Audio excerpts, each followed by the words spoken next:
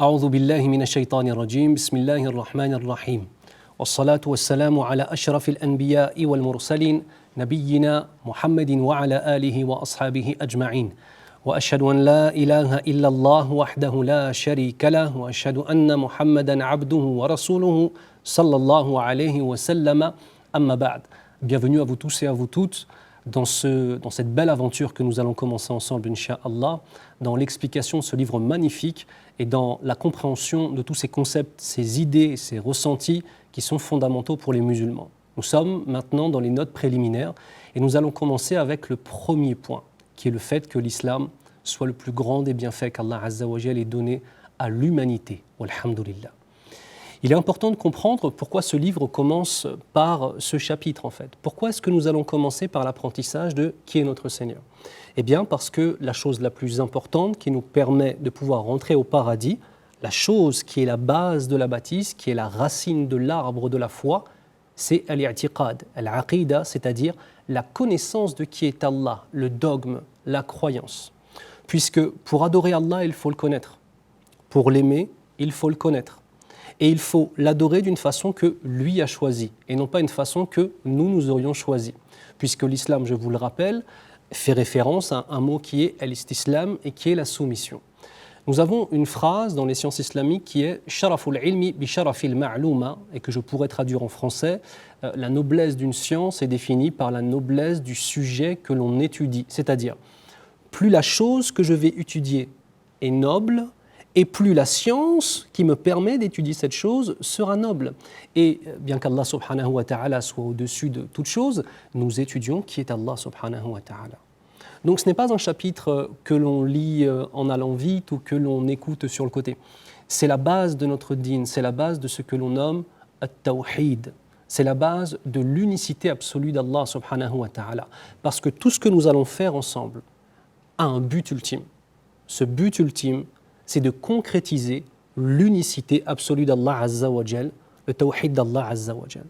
D'ailleurs, le prophète sallallahu alayhi wa sallam nous dit « Innama bu'ithtu li utammima makarim al-akhlaq » ce qui signifie, en langue française, « Je n'étais envoyé que pour parfaire les bons comportements ». Attention à bien comprendre. Quand on parle de bons comportements, nous ne parlons pas simplement du comportement entre les créatures, mais nous parlons avant toute chose du comportement de la créature avec le Créateur. Et donc en fait, quand le prophète sallallahu alayhi wa sallam nous dit qu'il a été envoyé et que sa mission suprême est de parfaire les bons comportements, mais c'est les bons comportements avec Allah dont on parle. Et on ne concrétise le bon comportement qu'à travers l'unicité absolue d'Allah, at-tawhid. Puis de cela, de ce bon comportement avec Allah, eh bien va naître un bon comportement avec les créatures. Mais vous savez quoi ? C'est ce qui fait que ce bon comportement avec les créatures, puisqu'il passe par le bon comportement avec Allah, eh bien ce sera une adoration. Ainsi, un sourire pour ton frère, comme dans le hadith, est une adoration.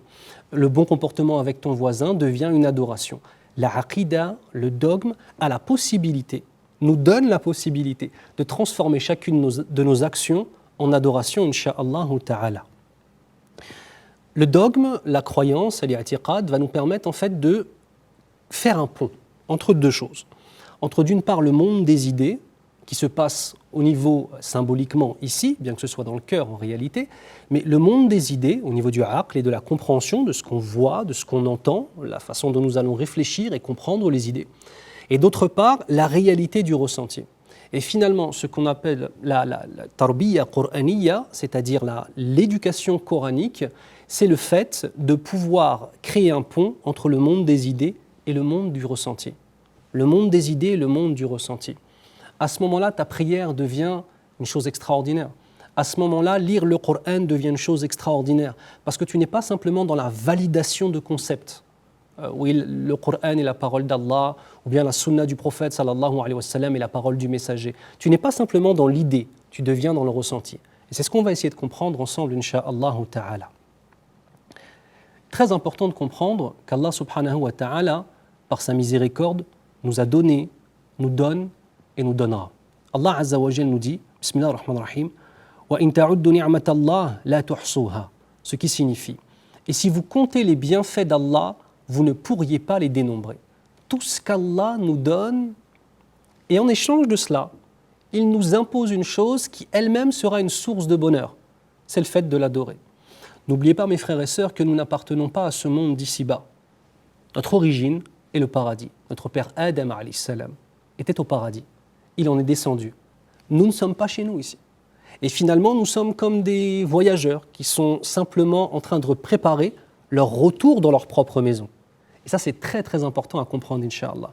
De même, Allah Azza wa Jal nous dit, Bismillah ar-Rahman ar-Rahim, wa fi as-sama'i rizqukum wa ma tu'adun, ce qui signifie, et dans les cieux se trouve votre subsistance, c'est-à-dire ce qu'Allah va nous donner, wa ma tu'adun, ainsi que ce qui vous a été promis. Ici, je veux qu'on s'arrête très rapidement sur une notion. La première des subsistances qu'Allah te donne, ce n'est même pas ta santé, ou le nombre d'enfants, ou l'épouse, ou le mari, non, ou l'argent. La première des choses, le premier des bienfaits, le plus important, c'est la foi qu'Allah subhanahu wa ta'ala mettra dans ton cœur.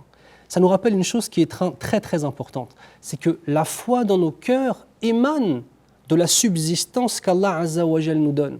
Dans Surat al-Fatiha, quand on dit « Alhamdulillahi Rabbi al-Alamin », Ar-Rabb, on le verra ensemble, qu'on traduit dans la traduction approximative des versets coraniques par « le Seigneur », oui, effectivement, c'est le Seigneur.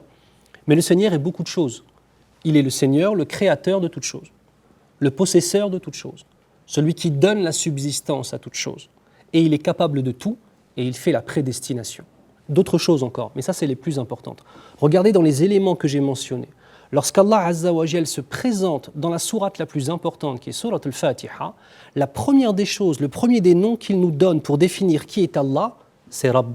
Et dans le Rabb, on a celui qui donne la subsistance, celui qui, dans les cieux, depuis les cieux, d'une façon qui s'y a à sa perfection, subhanahu wa ta'ala, nous aime, nous surveille, nous donne, et le premier des bienfaits, c'est la foi musulmane qu'il te donne, subhanahu wa ta'ala. Et qu'Allah nous préserve de tomber dans une autre attitude, qui est celle d'oublier que tout émane d'Allah, et que nous ayons l'impression qu'Allah Azza wa Jal nous doit quelque chose. Comme cela a été fait, même si ça paraît extraordinaire, cela a été fait. Allah Azza wa Jal le mentionne dans le Coran. Il nous dit, Bismillah ar-Rahman ar-Rahim, يَمُنُّونَ عَلَيْكَ أَنْ أَسْلَمُوا قُلْ لَا تَمُنُّوا عَلَيَّ إِسْلَامَكُمْ بَلِ اللَّهُ يَمُنُّ عَلَيْكُمْ أَنْ هَدَاكُمْ لِلْإِيمَانِ إِن كُنتُمْ صَادِقِينَ. Ce qui signifie, ils te rappellent leur conversion à l'islam comme étant un bienfait de leur part. Quelle ignorance. Dis-leur, c'est un ordre qu'Allah Azza wa Jal donne au prophète sallallahu alayhi wa sallam. Ne me rappelez pas votre conversion à l'islam comme étant un bienfait de votre part, mais bien Allah Azza wa Jal qui vous rappelle que c'est un bienfait de sa part, si vraiment vous êtes véridique. Regardez ici, Allah Azza wa Jal met les points sur les i. Mon frère, ma sœur, par ta conversion à l'islam, ou à ton retour à l'islam, ou à ton intérêt à l'islam, tu es un récipient qui reçoit la miséricorde d'Allah subhanahu wa ta'ala et qui t'accorde l'honneur de pouvoir te renseigner sur le din. Et celui qui vous dit cela, c'est quelqu'un qui s'appelle Eric et qui est converti à l'islam, comme vous, incha'Allah ta'ala. De même, Allah Azza wa Jal nous dit, subhanahu wa ta'ala, la in shakartum la azidannakum. Ce qui signifie, et si vous me remerciez, je vous donnerai encore plus. Regardez la miséricorde d'Allah. Plus tu vas le remercier, plus il va te donner. Alors pour le remercier, on va mettre en évidence deux choses. La première des choses, d'être constant dans notre religion. S'accrocher à cela parce qu'on a conscience de son importance. La deuxième des choses, communiquer cette religion. Faire la da'wa, appeler à l'islam, chacun à son échelle, Inch'Allah. Et c'est aussi pour ça que vous êtes là. Bi'idhni Rabbil Alamin. Très heureux d'avoir partagé ces quelques minutes avec vous. Je vous dis à très bientôt pour la suite. هذا وصلى الله على محمد وعلى آله وأصحابه أجمعين.